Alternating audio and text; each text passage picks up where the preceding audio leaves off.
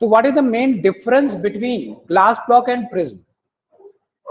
Glass block में क्या case था कि दोनों रिफ्रैक्टिंग सरफेस पैरेलल था, रिफ्रैक्टिंग सरफेसेस वेर पैरेलल। जिस साइड लाइट इंसिडेंस किया और जिस साइड से लाइट बाहर निकला, दोनों सरफेस आपस में क्या था? पैरेलल था। Incident surface, emergent surface were parallel to each other. मेरा बात समझ रहे हो? जिस कारण से ओवरऑल हम लोगों ने पाया कि इमर्जेंट रे भी इंसिडेंट से पैरेलल ही रह गया था। Did you remember those things? Incident surface, emergent surface parallel, दोनों नॉर्मल पैरेलल, R1 और R2 इक्वल, I और E इक्वल। ये बहुत सारी बातें हो चुकी है इसमें। इंसिडेंस रिफ्रैक्शन सरफेस पैरेलल, तो दोनों नॉर्मल जो बनेगा, यहाँ जो नॉर्मल बनेगा और यहाँ जो नॉर्मल बनेगा, दोनों नॉर्मल आपस में पैरेलल, जिस कारण से यहाँ का एंगल और यहाँ का एंगल जिसे R1 और R2 लिखते हैं, याद है ना? वो फिगर थोड़ा छोटा बना दिए हम, जस्ट रिकैप करना था इसलिए। R1 और R2, यहाँ R1 और R2 क्या होता है? इक्वल होता है। R1 और R2 इक्वल होने के कारण angle of incidence and angle of emergence भी according to the principle of reversibility equal हो जाता है। पहला सरफेस पर डिविएशन क्लॉकवाइज होता है तो दूसरा सरफेस पर डिविएशन एंटी क्लॉकवाइज, और नेट डिविएशन यहां 0 हो जाता है। इमर्जेंट रे इंसिडेंट से पैरेलल रह जाता है, दोनों सेम डायरेक्शन में ही जा रहा है, तो दोनों टर्न किया ही नहीं, लैटरली डिस्प्लेस हुआ, और फिर डिस्प्लेसमेंट का फैक्टर वगैरह हम लोगों ने किया पिछले क्लास। तो ग्लास ब्लॉक में ये सारी बातें थी। नेट डिविएशन 0 था, इंसिडेंट और इमर्जेंट सरफेस पैरेलल था। प्रिज्म में क्या होने वाला है? प्रिज्म हम लोग तब यूज करते हैं जब हम पैरेलल सरफेस का रिफ्रैक्शन नहीं पढ़ना चाहते हैं, इंक्लाइन सरफेस का रिफ्रैक्शन पढ़ना चाहते हैं। इंक्लाइन सरफेस, समझ रहे बात को? इंसिडेंट सरफेस और इमर्जेंट सरफेस आपस में इंक्लाइन हो, एक हट का टॉप जैसा है, यहाँ इंसिडेंट और इमर्जेंट पैरेलल था। प्रिज्म में मेन स्टडी क्या होगा कि इंसिडेंट सरफेस, इधर लाइट इंसिडेंस कराएंगे, दूसरा साइड से लाइट बाहर निकलेगा, वो दोनों सरफेस आपस में इंक्लाइंड है।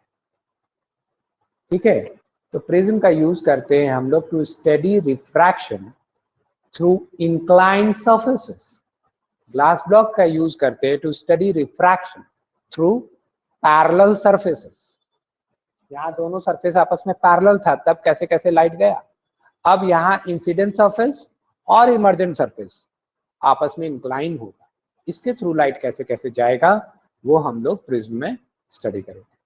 तो खैर पहले प्रिज्म का पार्ट जान लें, फिर आगे बढ़ते हैं। तो सबसे पहले एक प्रिज्म में टोटल कितने सरफेस होंगे? एनीवन प्लीज से fast, how many total surface in a prism? A prism will have a total of 5 surfaces. 5 surfaces. इस 5 सरफेस में से कुछ ट्रायंगुलर है, कुछ rectangular. Can you tell me कितना रेक्टेंगल कितना ट्रायंगल? बुक का डायग्राम देखो, शायद कुछ समझ आए।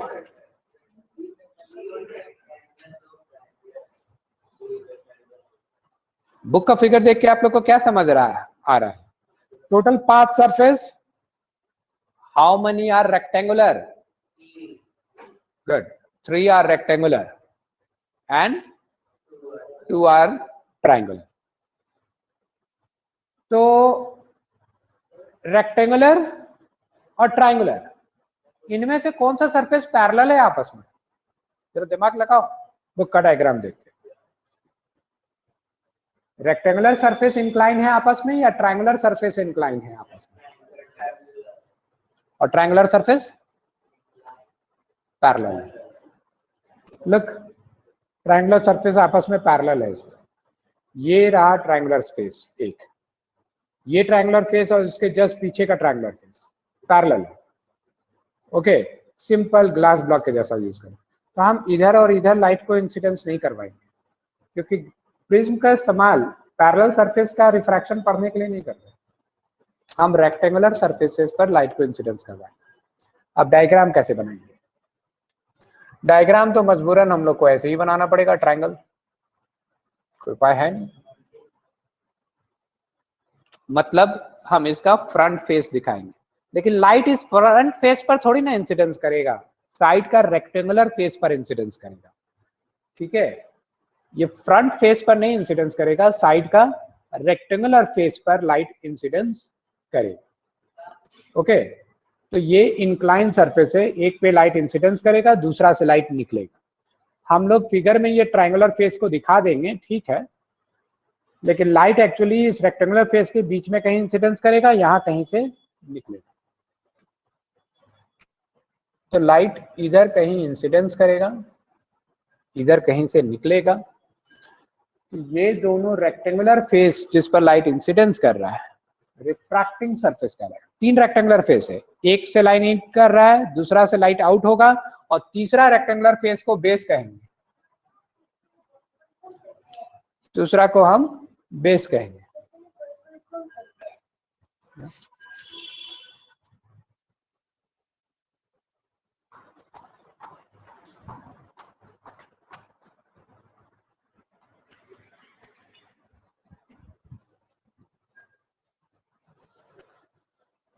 या आई रिपीट, 3 रेक्टेंगुलर फेस में से 2 को रिफ्रैक्टिंग सरफेस कहेंगे जिससे लाइट इन और आउट हो रहा है, और तीसरा को बेस कहेंगे। मान लो ऊपर से लाइट इन किया तो इधर नीचे से निकलेगा, तो ये बेस हो जाएगा। नीचे से लाइट इन किया तो शायद इधर से निकलेगा, तो ये बेस हो जाएगा। 2 रिफ्रैक्टिंग सरफेस होगा, तीसरा रेक्टेंगुलर फेस बेस कहलाएगा। ठीक है, बेस यहाँ थोड़ा इंपॉर्टेंट चीज है, क्योंकि लाइट यहां पर एक कंक्लूजन निकल के आएगा कि प्रिज्म में लाइट हमेशा बेस की तरफ मुड़ता है, it always bend toward the base. क्यों, क्या, कैसे, देखते हैं धीरे धीरे। तो पहले कुछ टेक्निकल नाम हो गया, base, refracting surface. Refracting surface में एक सरफेस इंसिडेंट सरफेस होगा, तो दूसरा कहलाएगा emergent surface. Incident surface, emergent surface, collectively called refracting surfaces. ठीक है, कलेक्टिव नाम रिफ्रैक्टिंग सरफेसेस, उसमें से एक इंसिडेंट सरफेस, दूसरा इमर्जेंट सरफेस। दोनों रिफ्रैक्टिंग सरफेस के बीच का जो एंगल होगा उसे technically angle of the prism कहेंगे। ये भी एक इंपॉर्टेंट चीज है। दिस विल बी कॉल्ड, इसके टर्म्स में कुछ फॉर्मूला वगैरह फ्रेम होगा भी, एंगल ऑफ प्रिज्म। दोनों रिफ्रैक्टिंग सरफेस के बीच का जो एंगल होगा, that will be referred as angle of the prism। कुछ भी हो सकता है, जैसे कि मेरे पास ये मैं बोल रहा था राइट एंगल प्रिज्म है, इसका हाइपोटेन्यूज को नीचे कर दूं तो टॉप, आई रिपीट, ये जैसे मेरे पास राइट एंगल प्रिज्म है, ये राइट एंगल प्रिज्म है, इसका हाइपोटेन्यूज को मैं नीचे कर दूं तो ये एंगल कितना हो जाएगा, 90 डिग्री। क्या पूछी रोशनी? इसको प्रिज्म कहते हैं।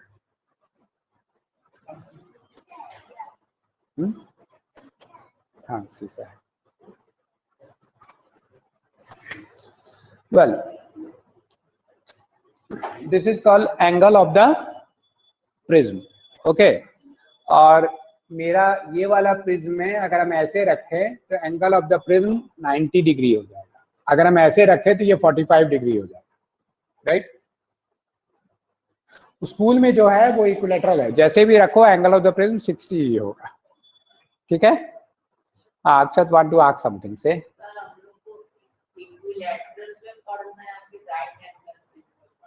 सब पढ़ना है, हम लोग को प्रिज्म पढ़ना है। ठीक है, we have to study about the prism, so any prism in general. Excuse me sir, somebody is saying something। Sir angle का क्या इफेक्ट होता है, एंगल का क्या इफेक्ट पड़ता है मतलब प्रिज्म में? किस चीज पे? एंगल ऑफ डिविएशन पे एंड सो ऑन। अभी तो शुरुआत है, let the topic end, then you will get your answer. अभी बस पार्ट्स का नाम बता रहे हैं। क्लियर है यहाँ तक सबको? अब जरा रिफ्रैक्शन पैटर्न को समझते हैं कि लाइट कैसे कैसे रिफ्रैक्ट करेगा। तो मेरा छोटा वाला स्केल कहाँ गया? मिल गया।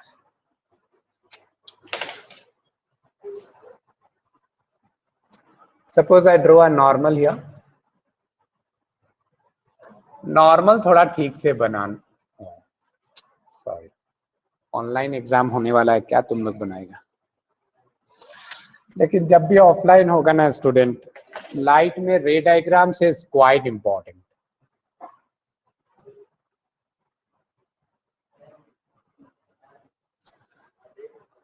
देखो नॉर्मल है ना, बड़ा खराब बना देते हो बहुत लोग। स्केल से बहुत परफेक्ट नॉर्मल बना सकते हो, थोड़ा सा दिमाग लगाओगे तो।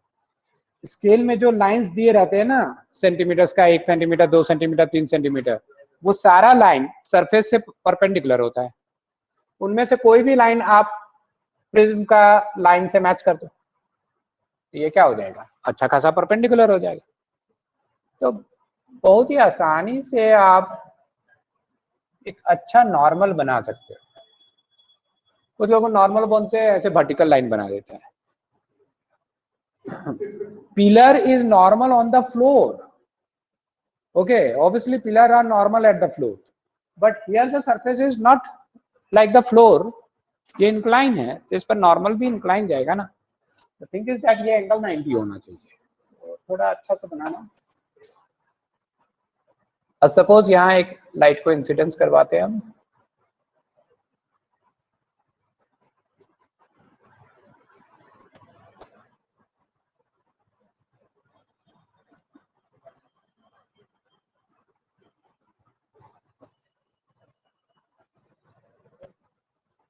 ठीक है, ये लाइट इंसिडेंस किया, इधर जाता, लेकिन प्रिज्म के कारण अब बेंड करेगा, डिविएट करेगा। किधर डिविएट करेगा? टेंसर में इन कर रहा है तो किधर डिविएट करेगा? Towards normal. नॉर्मल किधर है? नीचे, बेस की तरफ। गुड, अच्छा। तो ये थोड़ा बेस की तरफ मुड़ जाएगा।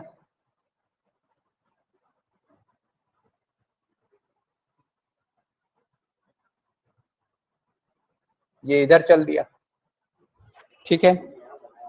अब जरा ये दूसरा सरफेस पे नॉर्मल बनाते हैं।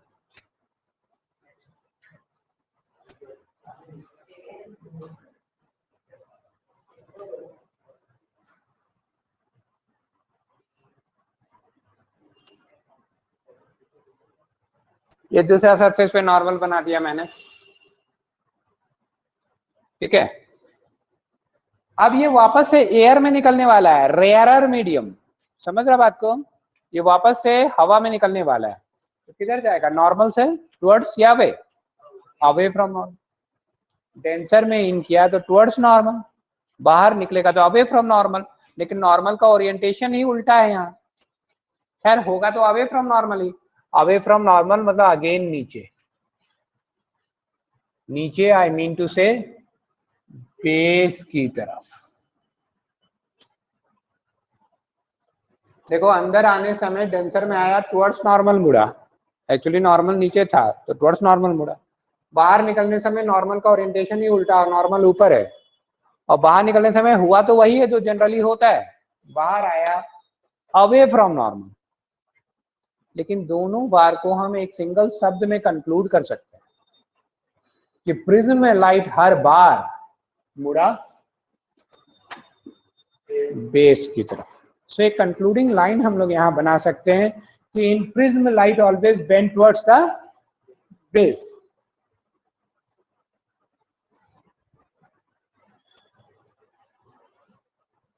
एक प्रिज्म में light, so write a concluding line. In a prism, right? In a prism, light always bend towards its base.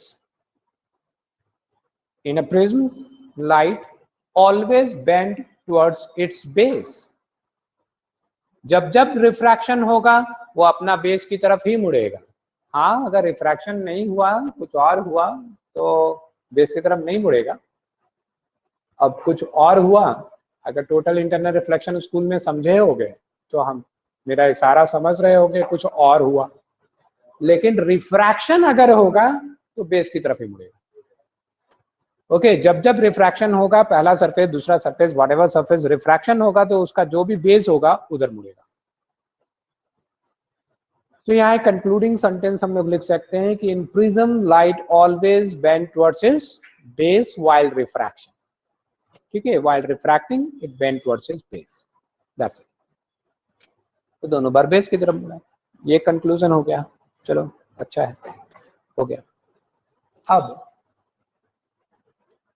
कुछ एंगल्स के नाम, इसको इंसिडेंट रे कहेंगे, इसको रिफ्रैक्टेड रे, इसको इमर्जेंट रे। ये सब हमको लिख के बताने का जरूरत है। इंसिडेंट रे, रिफ्रैक्टेड रे, इमर्जेंट रे, क्लियर है? ये हो गया एंगल ऑफ इंसिडेंस,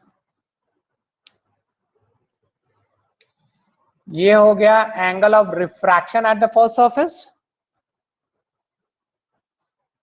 ये हो गया angle of angle of angle of angle of incidence at the second surface पर इंसिडेंस हो रहा है, और इसको हम बोल सकते हैं एंगल ऑफ इमर्जेंस, इसको बोल सकते हैं angle of emergence. Good.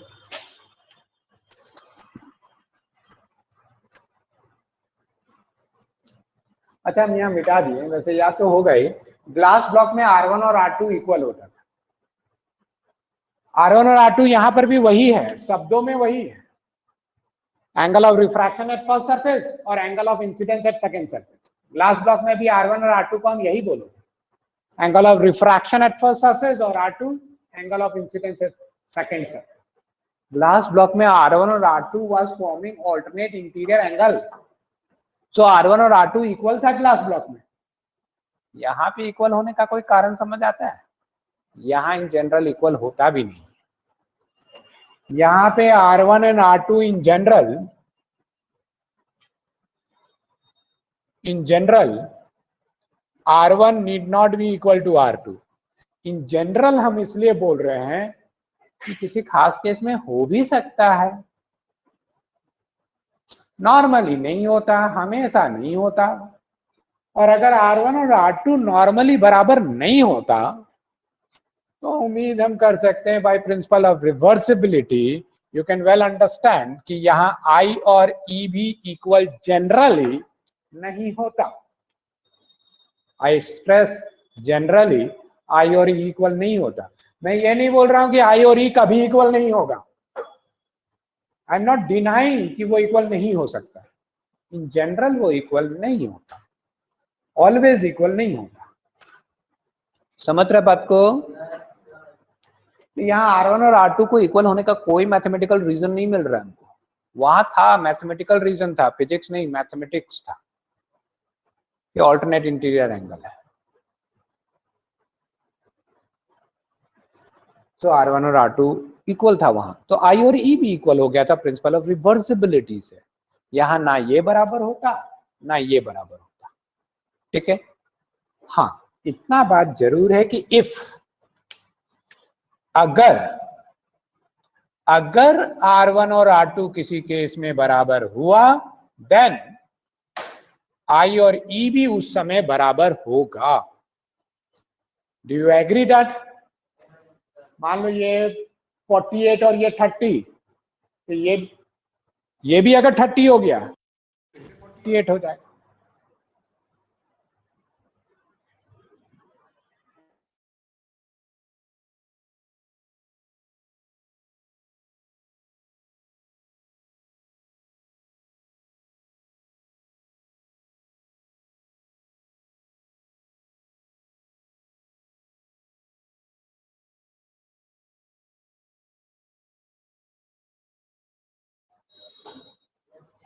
Hello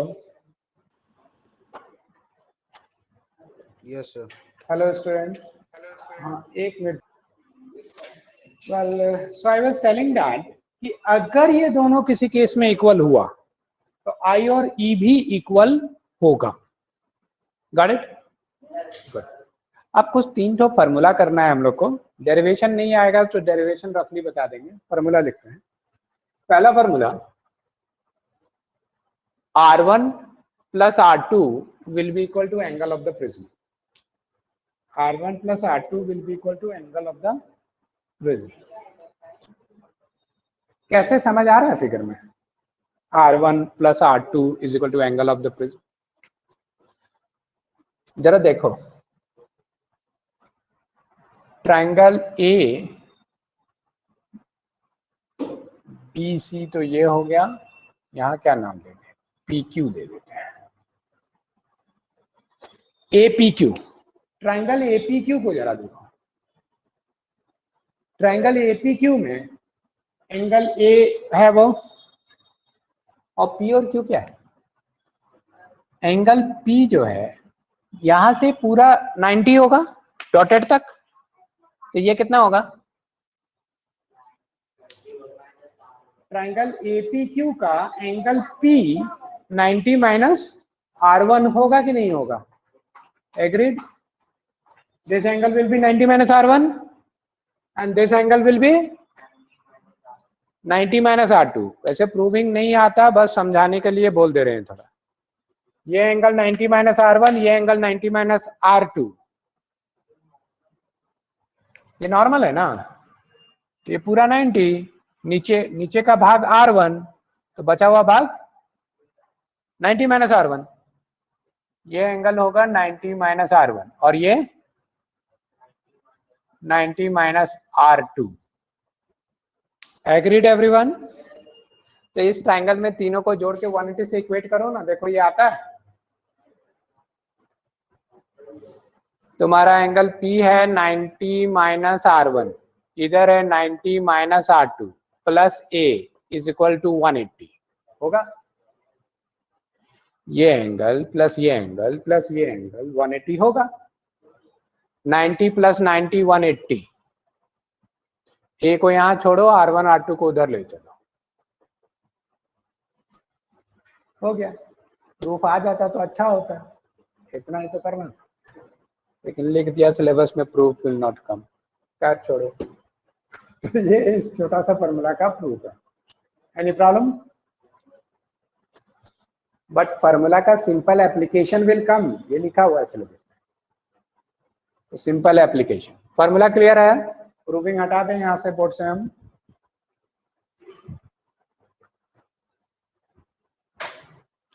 R1 plus R2 will be equal to A। Clear है सबको? Yes sir. अगला फॉर्मूला है del 1 plus del 2 is equal to del।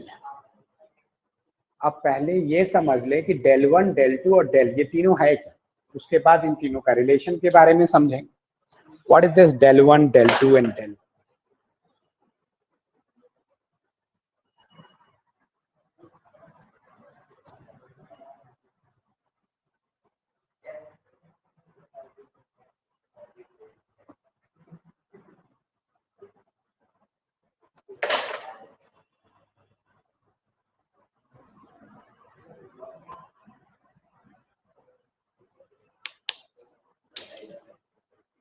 Look, del 1 feeling तो समझ आ गया होगा, डिविएशन एंगल है कहीं कहीं का, है ना? del 1 is the deviation produced at the first surface. del 1 is the deviation produced at the first surface. I hope you can well understand that the deviation produced at the first surface is equal to this angle. ये del 1 होगा कि नहीं होगा? Deviation का मतलब light किस रास्ते जा रहा था? इस रास्ते जा रहा था, मीडियम चेंज होने के कारण ये इतना एंगल से इधर मुड़ गया। जितना एंगल से टर्न कर जाता है इसी को डिविएशन कहते हैं।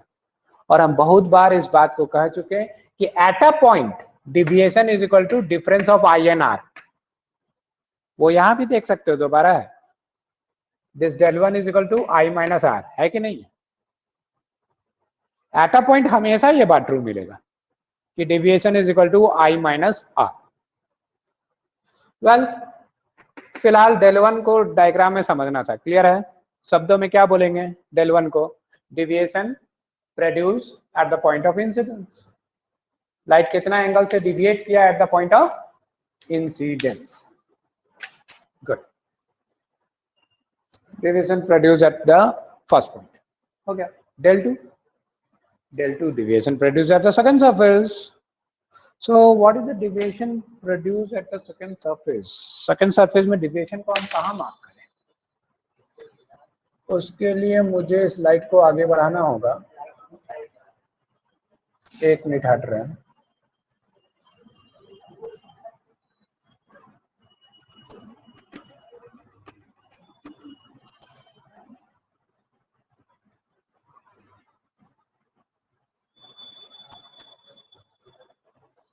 लुक, ये एंगल del 2 होगा।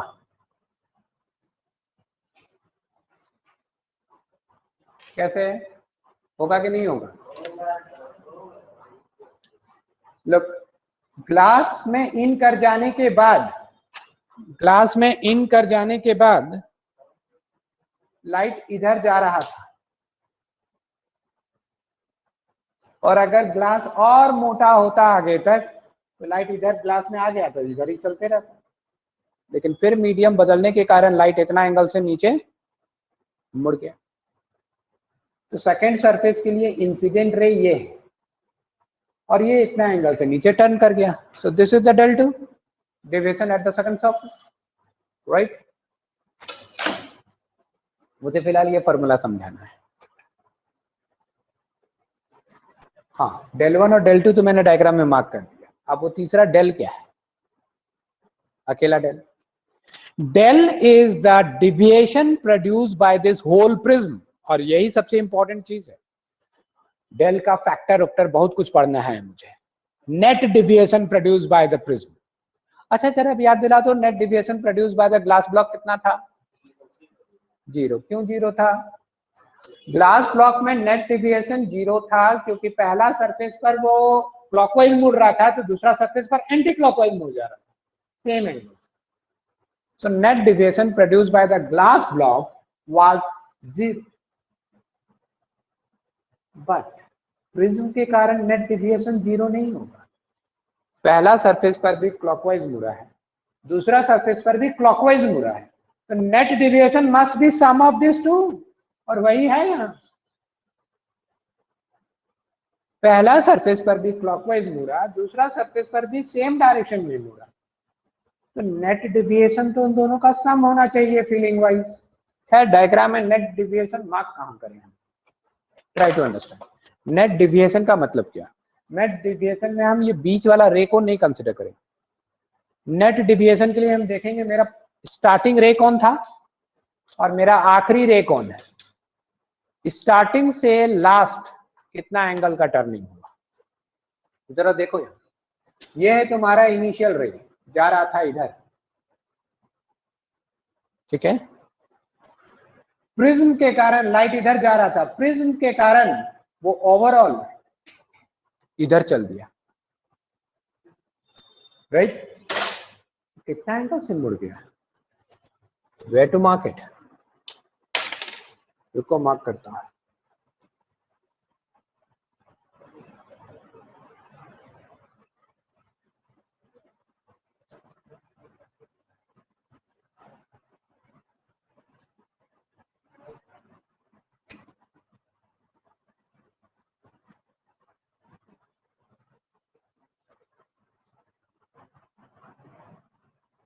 Look, I again tell you, ये लाइट इधर जा रहा था लेकिन इस प्रिज्म के कारण अल्टीमेटली इधर चला गया। कितना एंगल से मुड़ गया?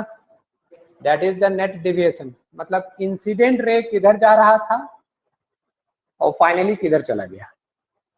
This is the angle, this is the net deviation.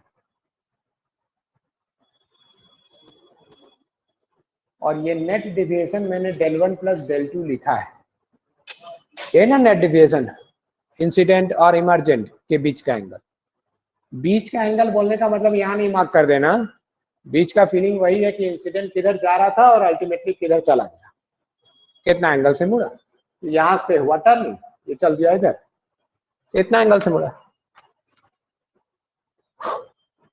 Can you सी ये del 2 और ये एंगल बराबर है, वर्टिकली अपोजिट। आई रिपीट, ये del 2 और ये ब्लैक मार्कर से जो मैंने यहां मार्क किया, ये दोनों वर्टिकली अपोजिट है। कुछ और बोलना पड़ेगा उस फॉर्मूला के लिए मुझे। del is equal to del 1 plus del 2, ये del 2 है। Exterior angle is equal to sum of the interior opposite angle. Getting it?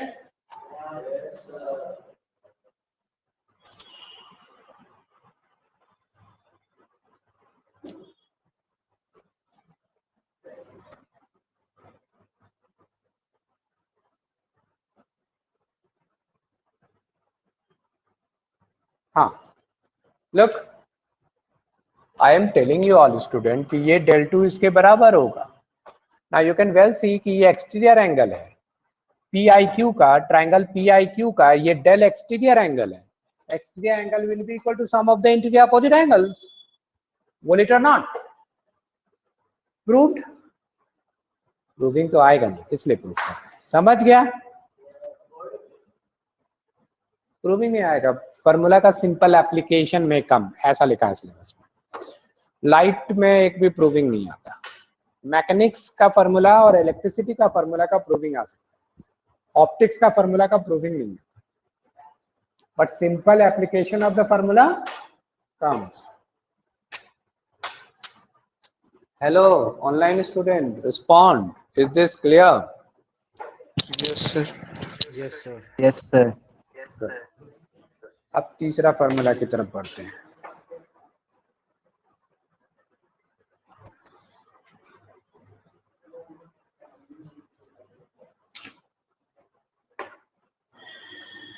तीसरा फॉर्मूला को डिराइव करने से अच्छा हम यहाँ प्रूव ही कर देते हैं। del 1 को मैं I माइनस R1 लिख सकता हूँ। हेलो अक्षर, del 1 को I माइनस R1 लिख सकते हैं ना? Deviation eight a point, difference of I and R। और del 2 को E माइनस R2 लिख सकता हूं। तुम बोलेगा सर E कहाँ है? ये रहा E, एंगल ऑफ इमर्जेंस, रे और नॉर्मल के बीच का angle. del 1 I minus R1 होगा, चैप्टर का शुरुआत से समझाते आ रहे हैं। Eight a point deviation I और R का डिफरेंस होता है। यहां पर भी एट अ पॉइंट इंसिडेंस हमारा R2 है और रिफ्रैक्शन E, तो del 2 E और R2 का डिफरेंस होगा। क्लियर है यहां तक?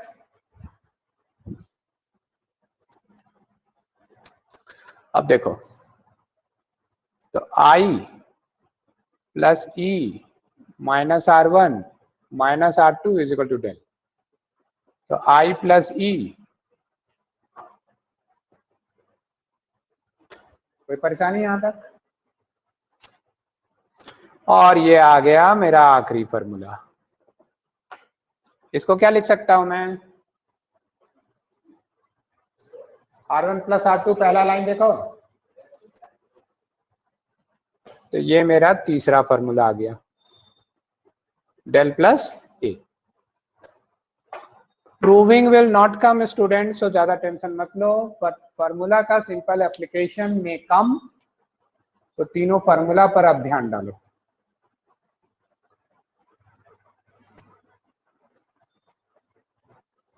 सर वापस से एक्सप्लेन कर सकते हैं क्या?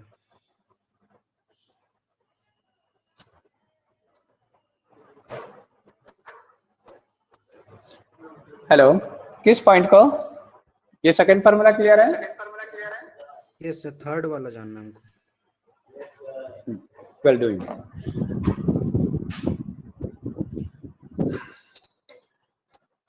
ये del 1 को मैंने लिखा I माइनस R1। एट कोई भी एक पॉइंट पर डिविएशन हमेशा इंसिडेंस और रिफ्रैक्शन का डिफरेंस होता है, ये बात शुरू से बताते आ रहे हैं। तो del 1 को मैंने I माइनस R1 लिख दिया। उसी तरह से del 2 E माइनस R2, angle of refraction minus angle of incidence, ये लिखा। कोई दिक्कत यहां तक? No sir. उसके बाद तो सिंप्लीफिकेशन है mathematically. I plus E minus R1 minus R2, उसके बाद तो सिंप्लीफाई की। I plus E minus R1 minus R2, R1 और R2 को उठा के इधर कर दिया, और इन दोनों का सम A है, पहले ही प्रूव कर चुके थे। Got it everyone? Yes Alok, is it clear now? Yes sir. बोलो।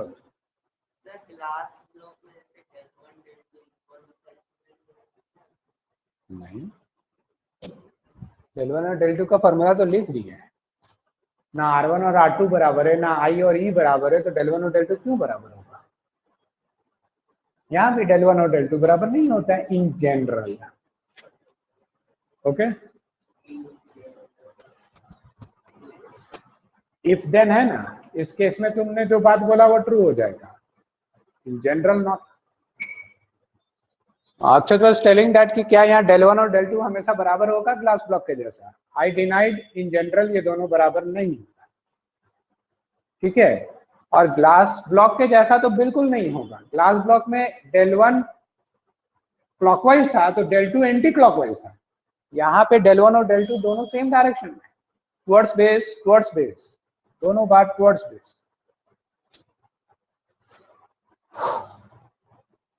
वेल, प्रूविंग आएगा नहीं, अब प्रूविंग हटा रहे हैं, फॉर्मूला को कंक्लूड कर रहे हैं।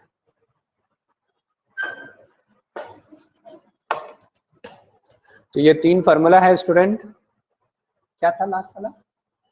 del plus A is equal to I plus E, 1 2 3, ये 3 फॉर्मूला है which is always true in general. Okay, well always true नहीं, इट्स ऑलवेज ट्रू। अब इसका सिंपल एप्लीकेशन, तो चलो एक तो छोटा सा न्यूमेरिकल देते हैं टू एक्सप्लेन सिंपल एप्लीकेशन।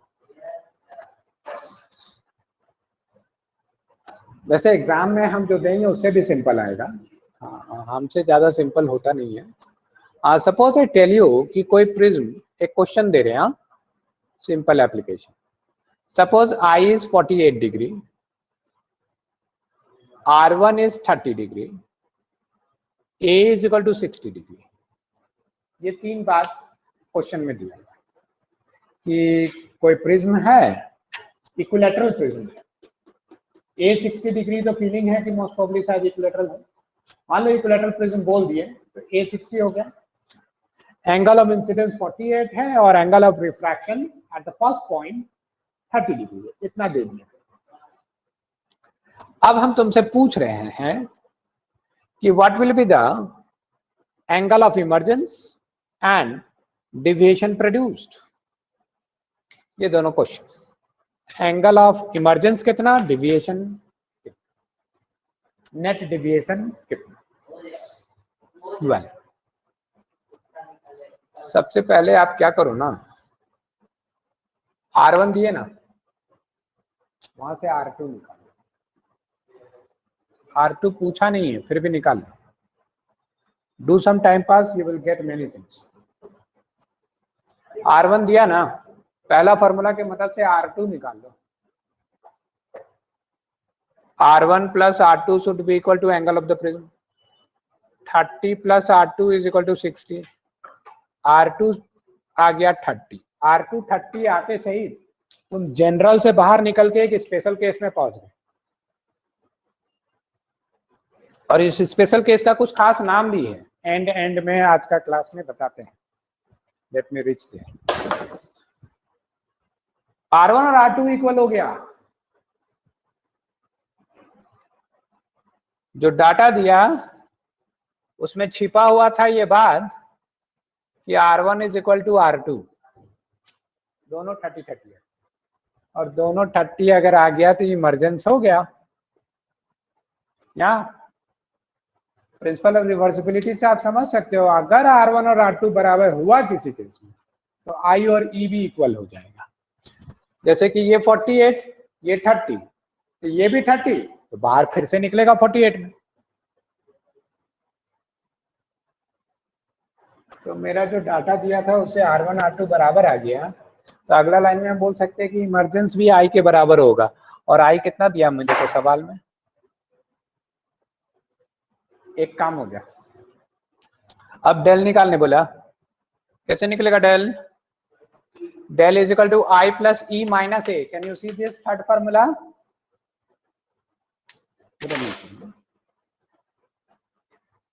तुमने से घंटा दिखाएगी तो भैया लोग डर जाएगा, भैया के सामने नहीं मिलेगा। Yes, what I was telling,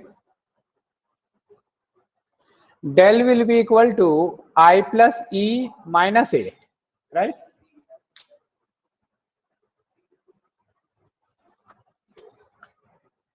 तो 48 plus 48 minus 48, कुछ गलत बोल दिया क्या? लिखे सही है।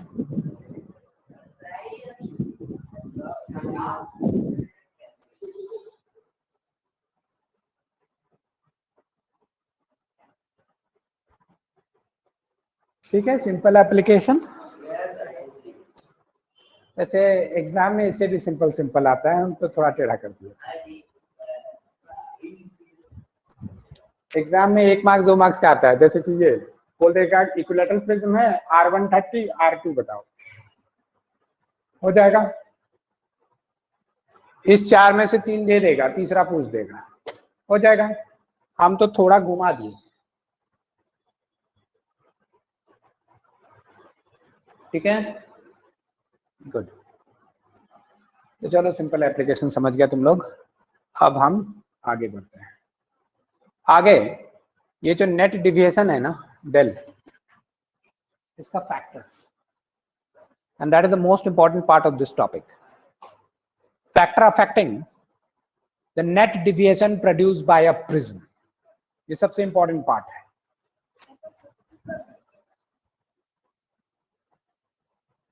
माइनस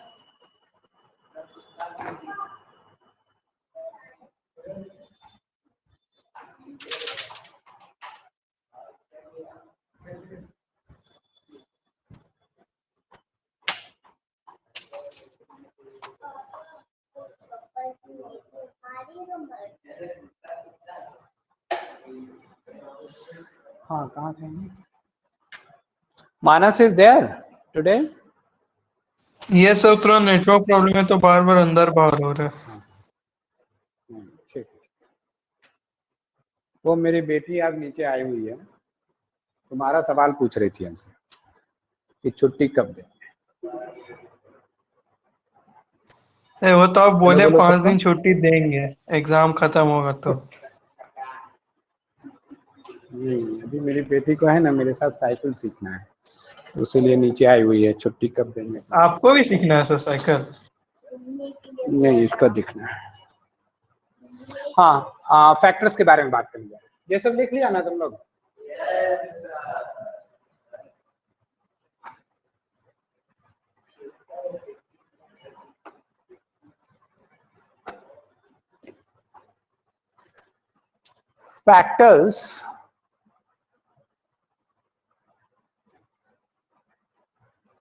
फैक्टर्स ऑफ डेल, जो नेट डिविएशन ये प्रोड्यूस करेगा उसका फैक्टर्स।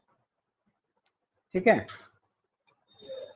तो जो नेट डिविएशन प्रोड्यूस करेगा उसका फैक्टर्स, सबसे पहले आसान फैक्टर डिस्कस कर लेते हैं। पहला फैक्टर है refractive index. Very obvious, directly related होगा, क्यों?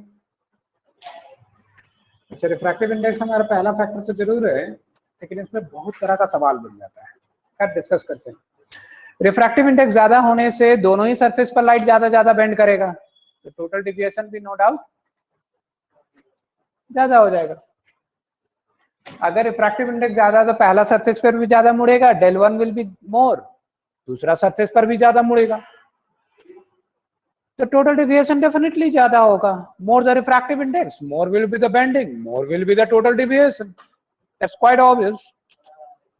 लेकिन इस टॉपिक से रिलेटेड कैसा कैसा सवाल बन सकता है, let's have a look on the questions. वही सब जो ग्लास ब्लॉक में था. देखो एक सवाल. Two identical prism. One of, guess the question. Ordinary. Two identical prism. One made of ordinary glass and other of flint glass. Which will produce greater deviation for a given angle of incidence? I repeat, two identical prism, one made of ordinary glass and other made of flint glass. Which will produce greater deviation? Which will produce greater deviation for same angle of incidence? Actually angle of incidence पर भी बात depend करेगा. तो दोनों prism में मैं same angle में light incidence करवाया. दोनों प्रिज्म भी आइडेंटिकल है, मतलब एंगल ऑफ द प्रिज्म दोनों का सेम है. आइडेंटिकल प्रिज्म मतलब कैपिटल ए दोनों का सेम. एंगल ऑफ इंसिडेंस भी दोनों में सेम किए. तो कौन ग्रेटर डिविएशन प्रोड्यूस करेगा? Which will produce greater deviation and why? The deviation produced by the flint glass will be more than the deviation produced by the ordinary glass. Reason भी वैसा ही है. Since refractive index of flint glass is more than refractive index of ordinary glass. अब ऐसे symbols में मत लिख देना exam में, वर्ड्स में लिखना. Okay, getting it? Deviation produced by the flint glass will be more than deviation produced by the ordinary glass for same angle of incidence. कारण refractive index flint का ज्यादा होता है 1.6 something, ordinary का 1.5. याद है ना refractive index? गुड. एक तो ये सवाल हो गया. दूसरा सवाल कलर के बारे में. कलर इसी का सब पार्ट. एक पार्ट ये मटेरियल हो गया. ये टॉपिक हो गया एक तरह से material of prism. Material of prism del को कैसे अफेक्ट करेगा इस टॉपिक में समझाएंगे. ठीक है. अब वेवलेंथ ऑफ लाइट कैसे अफेक्ट करेगा. आई होप याद होगा कि refractive index is inversely proportional to the wavelength. ठीक है, inversely proportional to the wavelength of light. Red का वेवलेंथ हाईएस्ट है, जिस कारण से वो बेंड सबसे कम करता है. रिफ्रैक्टिव इंडेक्स सबसे कम है. Lambda of red is highest. So del and mu and del are least.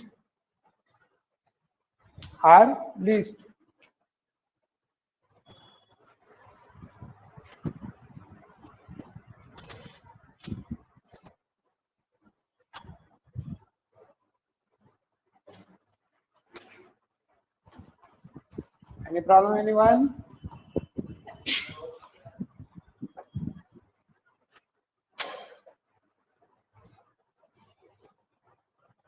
Lambda of red is highest, so ये दोनों चीज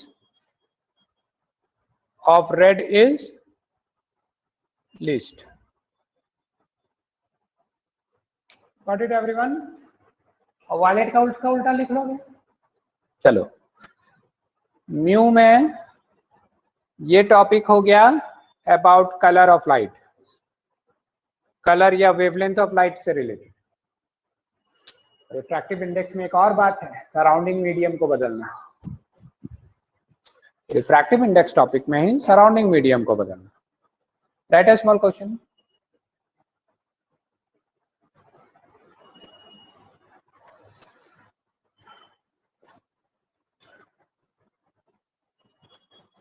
Where a prism will produce greater deviation, in air or in water?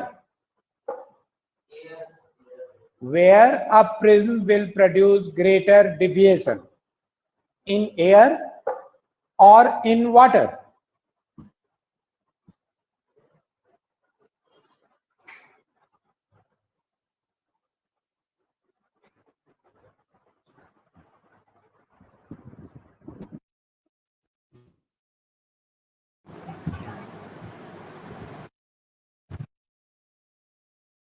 Hello, कोई जवाब बताया नहीं. Produce greater deviation in air or in water? Give reason. Sir air. Yes, ये topic हो गया सराउंडिंग मीडियम का रिफ्रैक्टिव इंडेक्स को बदलना. सराउंडिंग मीडियम का म्यू को हम बदल रहे हैं, रिफ्रैक्टिव इंडेक्स को सराउंडिंग मीडियम को बदल रहे हैं, तब क्या फर्क होगा? तो del will be highest in air than when it is in water. कारण भी वही है, refractive index of glass is more than refractive index of glass with respect to water. Refractive index of glass, दोनों जगह refractive index of glass ही है, with respect to बदल रहा है ना. बहुत जन इसका रीजन लिख देता है कि पानी का रिफ्रैक्टिव इंडेक्स कम है. पानी का रिफ्रैक्टिव इंडेक्स कहाँ कम है? हवा से. एयर से ज्यादा है पानी का रिफ्रैक्टिव इंडेक्स. क्या कम है? ग्लास का refractive index with respect to water is less in compare to glass का refractive index with respect to air. पानी का रिफ्रैक्टिव इंडेक्स एयर से कम नहीं है. ग्लास का refractive index with respect to water is less than glass का refractive index with respect to air. और I hope इसका कारण भी याद होगा. चलो, ये पहला पॉइंट हो गया. पहला पॉइंट में ये 3 केसेस थे. नाउ सेकंड पॉइंट, मिटा दे इसको. These are quite frequently asked question in this topic. पानी में डुबा दिए क्या होगा? ऑर्डिनरी ग्लास, प्लेन ग्लास क्या होगा? रेड कलर, वायलेट कलर, कौन ज्यादा डिविएट करेगा? क्यों? Frequently asked question. And one more thing, ये जो वेवलेंथ वाला टॉपिक है ना, यहाँ लिख लो कहीं नोट करके. Above is a reason for dispersion of light. Light का डिस्पर्सन का कारण ये यही है, वेवलेंथ वाला पॉइंट. ये वाला बीच वाला में यहाँ कहीं लिख लो. Above is the reason for dispersion of light. एक पॉलीक्रोमेटिक लाइट 7 रंग में क्यों बढ़ जाता है? ये उसका कारण है. एक पॉलीक्रोमेटिक लाइट आता है तो सब मुड़ता तो थोड़ा थोड़ा नीचे, ये रेड थोड़ा मुड़ता है, वायलेट ज्यादा मुड़ता है, बस 7 रंग अलग हो जाता है.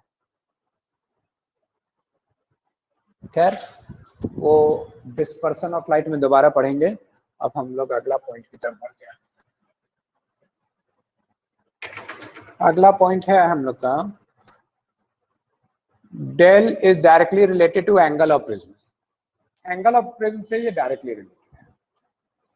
एंगल ऑफ प्रिज्म ज्यादा होगा ना, तो प्रिज्म आपको ज्यादा मोटा दिखेगा. जितना ज्यादा एंगल होगा, ये उतना ज्यादा वाइड हो जाएगा.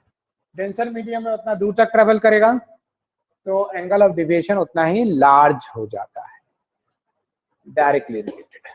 इसमें ज्यादा कुछ नहीं करना है, बस इतना ही. डायरेक्टली, इसमें रीजन पूछता भी नहीं. इसका रीजन बुक में ढंग से दिया भी नहीं है. एक्चुअली कैलकुलेशन फैक्ट है, तो कैलकुलेशन तो अभी उतना जाना नहीं है.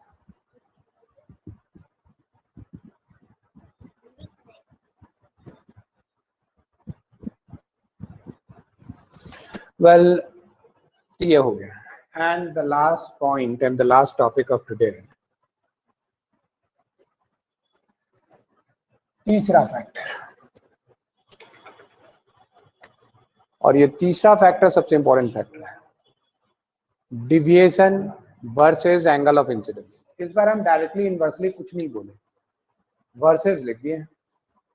क्योंकि डायरेक्टली या इनवर्सली है भी नहीं। क्या है वो थोड़ा समझने की कोशिश करो आगे क्या है।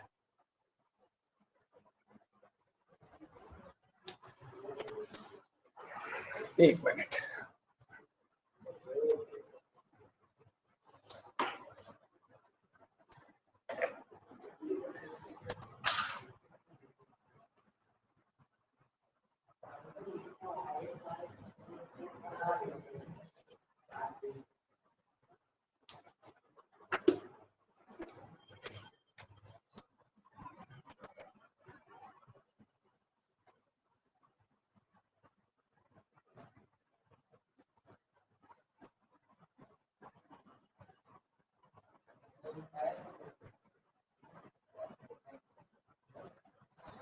ये एंगल ऑफ इंसिडेंस है, ये R1, ये R2, ये angle of emergence.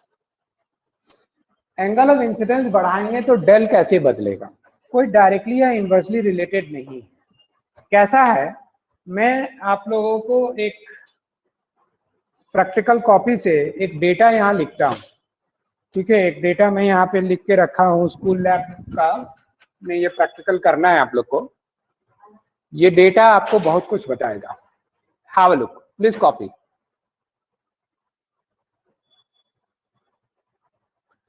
Please copy this data: I, R1, R2, angle of emergence and del. ये स्कूल लैब में एक्सपेरिमेंट करना है आप लोग को इस प्रिज्म से रिलेटेड। कोई 4 अलग अलग एंगल ऑफ इंसिडेंस में ये सारे एंगल को नोट करना है। स्कूल लैब में जो प्रिज्म दिया जाएगा वो ऑर्डिनरी ग्लास का प्रिज्म है। ऑर्डिनरी ग्लास मतलब रिफ्रैक्टिव इंडेक्स,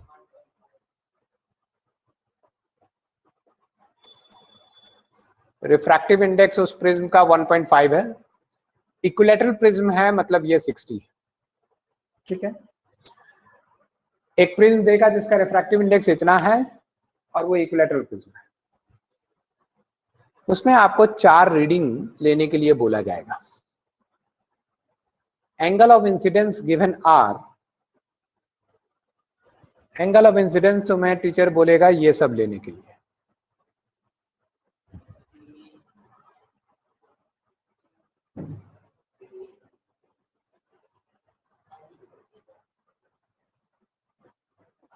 कुछ खास वैल्यूज हैं। सपोज ये सब एंगल में एक्सपेरिमेंट करना आसान रहता है इसलिए दिया है। कोई भी एंगल ले सकते हो। तो थिंक इज दैट कि एंगल ऑफ इंसिडेंस को बस बढ़ा रहे हैं और हमको स्टडी करना है कि R1 में क्या पैटर्न होगा, R2 का क्या पैटर्न होगा, E का क्या पैटर्न होगा और डेल का क्या पैटर्न होगा। ये स्टडी करना और फिर कुछ ग्राफ व्राफ बनाना है। एक्चुअली ये 4 अगर हम दे दें तो डेल आप खुद कैलकुलेट कर सकते हो। Del will be equal to I plus E minus A। Del खुद कैलकुलेट हो जाएगा, होगा कि नहीं? सिर्फ वही नहीं, मैं R1 दे दूं तो R2 भी खुद निकाल लूंगा। कैसे? R1 खाली मैं दे दूं तो R2 खुद निकाल लोगे।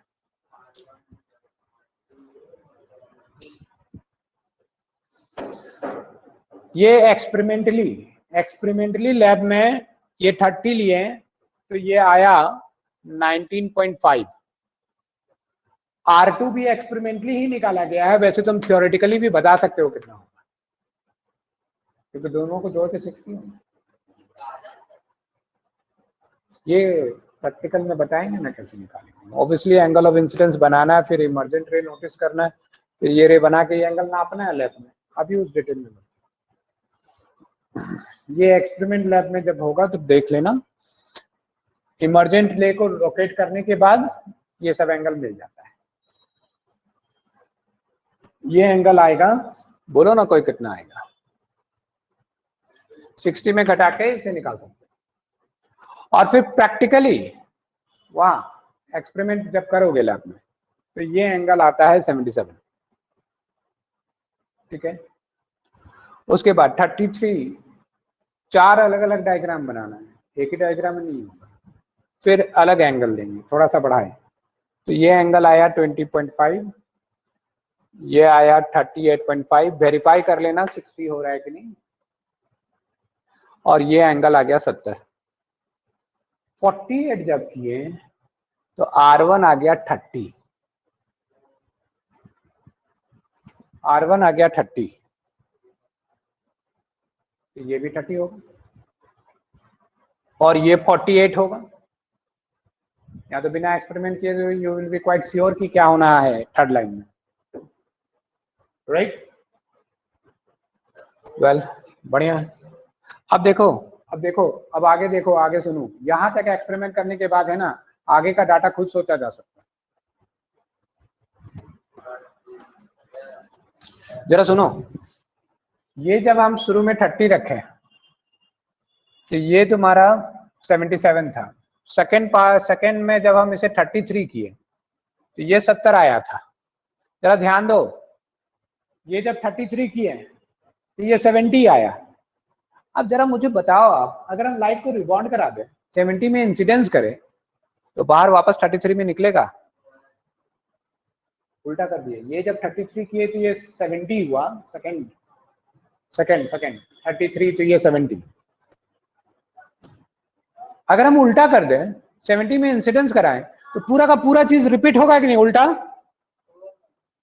तो अगर हम एंगल ऑफ इंसिडेंस को यहां बढ़ा के 70 कर दें तो उधर 33 हो जाएगा।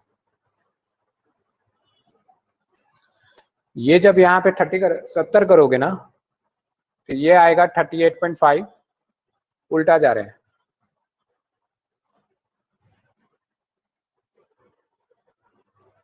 ये जब 70 होगा तो R1 इतना हो जाएगा, ये इतना हो जाएगा, ये इतना। एक्चुअली ये एक्सपेरिमेंटली करके निकाला जाएगा वहां पे। ये जब 77 हो जाएगा, मतलब यहां जब ये 77 था तो ये था 40.5। करो बेटा,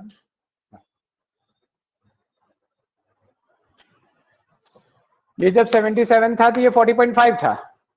तो जब इंसिडेंस ही तुम 77 में कराओगे तो ये 40.5 हो जाएगा, उल्टा जाएगा।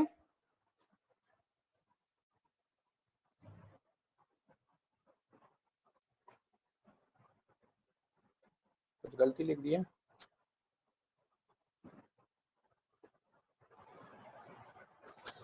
डेल चारों पॉइंट का तुम खुद निकाल के बताओ। आप लोग कैलकुलेट करो, कैलकुलेट, ये चारों निकालो फटाफट। अरे खाली I प्लस E माइनस ए तो करना है, करो जल्दी से। हाँ 5 करो।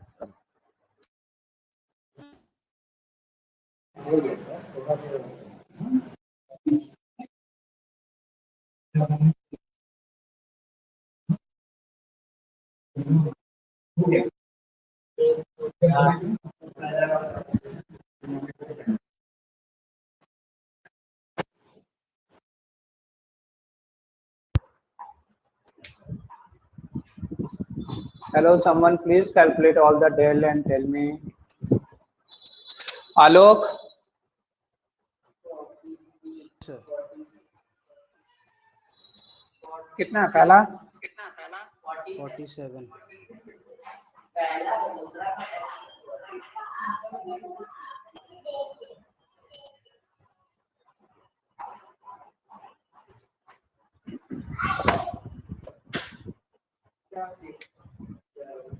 Got it everyone? जरा पैटर्न तो देखो कि एंगल ऑफ इंसिडेंस बढ़ा तो डेल कैसे कैसे बदला।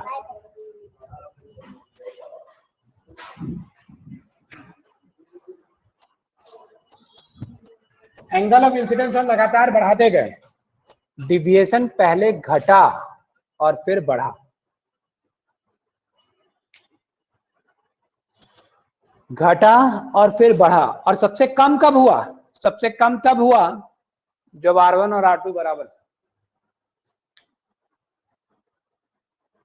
ये डेटा मैंने कुछ पर्पस से दिया है, बात को समझो बढ़िया से।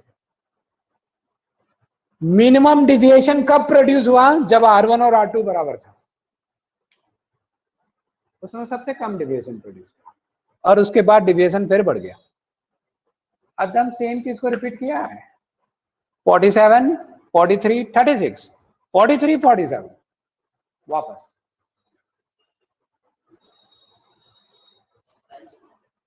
पहला दो में जो ई आया था ना, आखिरी दोनों में हम उसी को इंसिडेंस कर दिए।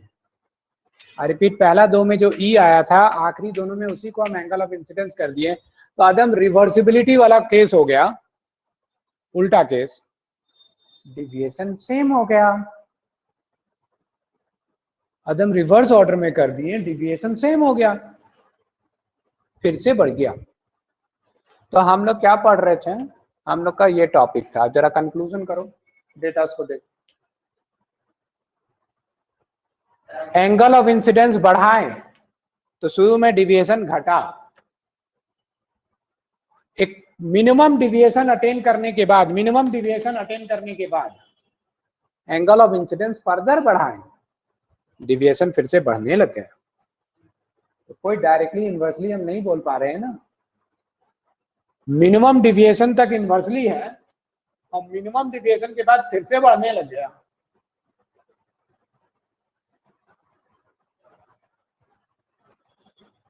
Getting it? खैर, तो इसका एक ग्राफ, रिटन एग्जाम जब होता था तो ये ग्राफ अक्सर बनाने को बोला जाता था एग्जाम में, कि draw a graph to show the variation of angle of deviation and angle of incidence. Angle of deviation और एंगल ऑफ इंसिडेंस का वेरिएशन को दिखाते हुए ग्राफ बनाने के लिए अक्सर आता था रिटन एग्जाम में, और आएगा रिटन एग्जाम। देखो, एंगल ऑफ इंसिडेंस जब छोटा रखें उस समय डिविएशन लार्ज था, एंगल ऑफ इंसिडेंस बढ़ाएं डिविएशन घटा। मिनिमम कब हुआ उस चीज पर ध्यान देना। मिनिमम तब हुआ जब R1 R2 बराबर है, मिनिमम तब हुआ जब I और E भी इक्वल है। R1 R2 बराबर है तो I और E भी इक्वल हो ही जाएगा। और उसके बाद सेम पैटर्न रिपीट हुआ।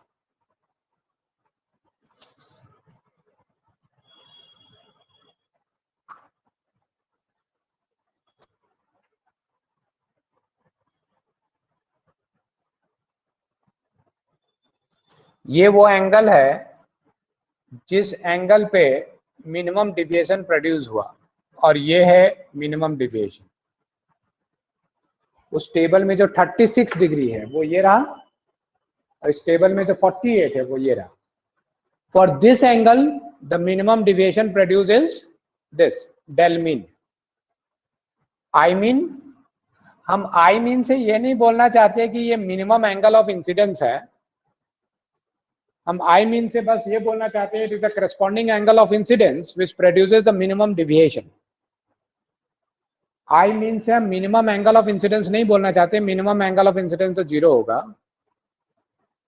Which I mean, I want to just say that angle of incidence for which the deviation is minimum। ठीक है, ये जो प्रिज्म लिए थे हम 60 डिग्री वाला, इस केस में मिनिमम डिविएशन ये कंडीशन में हुआ। तो दूसरा प्रिज्म लेते, कोई दूसरा केस में होता, लेकिन एंगल्स का वैल्यू अलग अलग होता। जैसे मेरे पास राइट एंगल प्रिज्म है 90 डिग्री वाला, तो ये सब वैल्यू अलग अलग होगा लेकिन पैटर्न तो सेम होगा। पैटर्न मतलब क्या?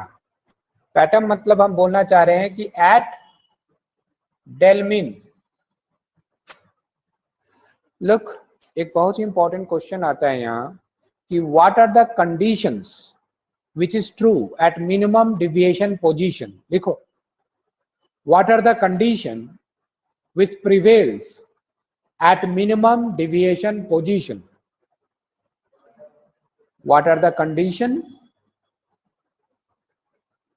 which are true at minimum deviation position। अब ये मिनिमम डिविएशन पोजीशन है क्या? मतलब जिस समय ये मिनिमम डिविएशन प्रोड्यूस करता है ना, उस समय का जो अरेंजमेंट होगा यहाँ पे, उस अरेंजमेंट को कहते हैं मिनिमम डिविएशन पोजीशन। ओके, जिस समय ये मिनिमम डिविएशन, देखो ये टॉपिक थोड़ा सा टेढ़ा है, इसको हम अगला क्लास दोबारा रिपीट करेंगे। 2 बार सुनने के बाद ही ढंग से समझ आएगा। तो अभी पहला बार तो अच्छा से सुन लो, थोड़ा थोड़ा समझ आएगा। नेक्स्ट क्लास हम इसी टॉपिक से फिर स्टार्ट करेंगे, नेक्स्ट क्लास पूरा समझ आ जाएगा। तो ध्यान से सुनो जरा। अब इतना पूरा रिपीट तो नहीं कर पाएंगे टेबल वगैरह, हम थोड़ा रिकैप करेंगे। टेबल वगैरह याद रखना। आई रिपीट, क्या बोल रहा था मैं? मिनिमम डिविएशन पोजीशन किसे कहते हैं? तो जिस समय ये मिनिमम डिविएशन प्रोड्यूस होता है ना, उस समय का पूरा अरेंजमेंट को मिनिमम डिविएशन पोजीशन कहते हैं। तो what are the condition which prevails at minimum deviation position? Number 1, R1 is equal to R2। Minimum deviation position में R1 और R2 बराबर होता है। जब भी R1 और R2 बराबर होता है उस समय वो मिनिमम डिविएशन प्रोड्यूस कर रहा होता है। तो दूसरा कंडीशन क्या होगा? I is equal to E। जिस समय भी I और E इक्वल होता है उस समय वो मिनिमम डिविएशन प्रोड्यूस कर रहा होता है। Getting it students? एक और बात मैं बोल दूं, ये जो मैंने लाइन बनाया है, ये ग्राफ इधर जिस पैटर्न में है, इस लाइन के उधर भी बिल्कुल उसी पैटर्न में। It will be symmetrical about this, I mean जिस ढंग से घटा मिनिमम होने के बाद उसी ढंग से बढ़ा। It will be symmetrical about this line. ये टेबल भी तो देख सकते हो, ये बीच मिनिमम डिविएशन के ऊपर का टेबल और नीचे का टेबल सिमेट्रिकल है। रिवर्स ऑर्डर, ध्यान दिया तुम लोग? देखो 77 77 30 30 और ये रिपीट। सेकेंड लाइन देखो 70 70 और ये एंगल रिपीट और फिर बीच वाला लाइन। समझ रहा है मेरा बात? तो इधर जैसे घटा वैसे ही बढ़ा। कि ये लाइन के अबाउट ये ग्राफ सिमेट्रिकल होगा। And the last condition at minimum deviation, ये रिफ्रैक्टेड रे बेस से पैरेलल हो जाएगा। थर्ड कंडीशन,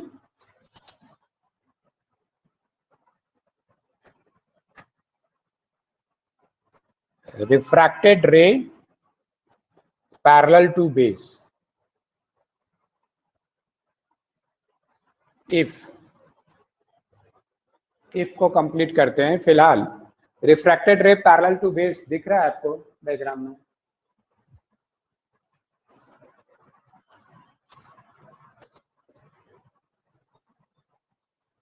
देखो अगर ये दोनों एंगल इक्वल हो गया ना, ये दोनों एंगल अगर इक्वल हो गया, मिनिमम डिविएशन के केस में ये दोनों इक्वल रहता है ना, ठीक है। अगर ये दोनों एंगल इक्वल हो गया तो आप ज्योमेट्रिकली प्रूव कर सकते हो कि रिफ्रैक्टेड रे बेस से पैरेलल हो जाएगा, प्रोवाइडेड ये इक्विलैटरल या आइसोसेलेस प्रिज्म है। इफ refracting surfaces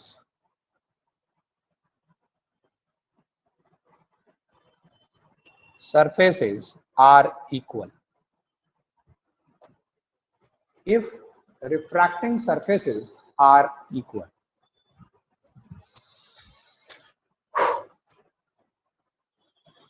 look ये लास्ट लाइन हम क्या लिख दिए?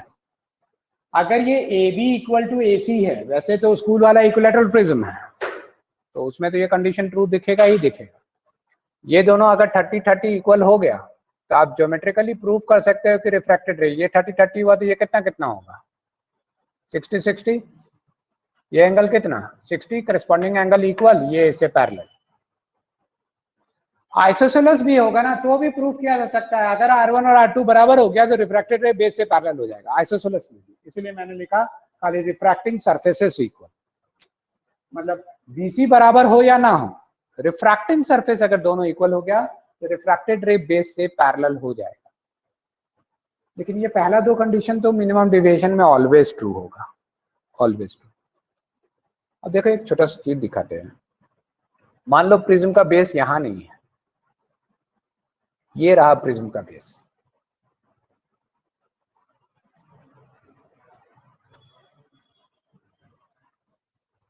यस, बेस ऐसा क्यों नहीं हो सकता? हो सकता है। ये 60 डिग्री ही है, चलो ये 60 ही है, लेकिन ये 20 है, सॉरी ये 60 से थोड़ा ज्यादा लाइक 70 है, तो ये 50 हो सकता है ऐसा। अगर ऐसा हुआ तब तो रिफ्रैक्टेड रे बेस से पैरेलल नहीं है। सो आई गिव दिस कंडीशन। ये बेस ऐसे टेढ़ा कर दें तो यहाँ पे लाइट का बेंडिंग थोड़ी ना बदलेगा भाई।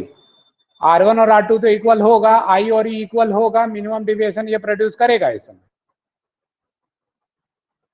और तुम्हारा ये बेस ऐसे हो जाए, ये 60 और ये 60 हो जाए, तब ये पैरेलल भी हो जाएगा, होगा ना। तो ये थर्ड वाला पॉइंट ट्रू तभी होगा when the refracting surfaces are equal, remember it. लेकिन ये दोनों यूनिवर्सल ट्रूथ है, कब का? जब वो मिनिमम डिविएशन प्रोड्यूस कर रहा हो। तो मैंने बोला था ना ये इसका एक स्पेशल नाम है, क्या नाम है? Minimum deviation position. When R1 and R2 are equal, the prism is said to be at minimum deviation position.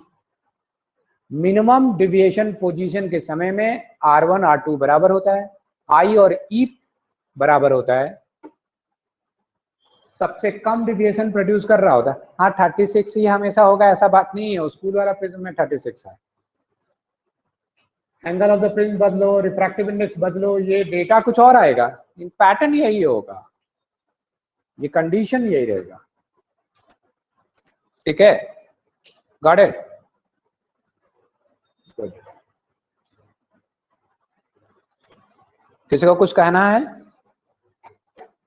बोलो।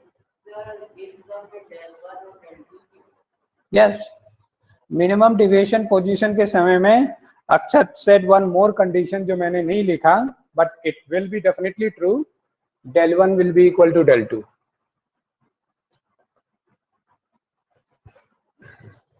क्योंकि तुम्हारा I और R1 यहां पर भी उसी में है, तो del 1 और del 2 भी बराबर होगा मिनिमम डिविएशन पे। Yes, you are right. Any more query anyone? कोई और सवाल? ठीक है स्टूडेंट, ये सेकेंड यूनिट भी यहाँ खत्म हुआ। सिर्फ दो न्यूमेरिकल है इस टॉपिक में, देख लेना उसे, क्वेश्चन आंसर थोड़ा मोड़ा है, देख लेना, and ask your doubt in the next class. आज यही कंक्लूड कर रहे हैं।